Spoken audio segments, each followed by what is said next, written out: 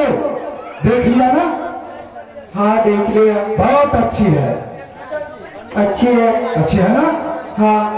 एक बात बताओ, अगर भारी अलबेली की मांग का सिंदूर में हर लूं, उसे पति को मार दूं, तो कोई दिक्कत नहीं भैया जी, आप ऐसा ना करें कि ऐसा काम करने से उनकी घर परिवार उजड़ जाए। जो मैं कहूंगा वो होगा। अगर मेरे वचन से तूने उल्लंघन कर किया तो नीचे से ऊपर तक तोड़ डालूंगा। बोल वादा कर कि मेरा कोई दिक्कत नहीं।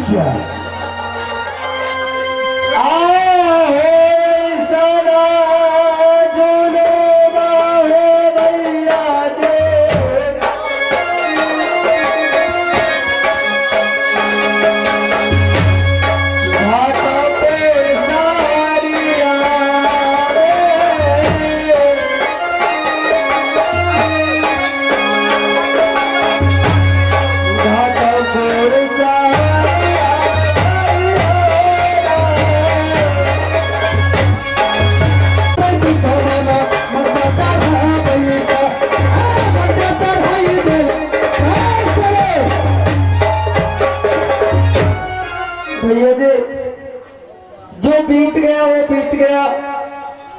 उसी बात को अगर आप बात है कि तू छोड़ दे। मैंने प्रतिज्ञा क्या है और होदी पोखरी की पास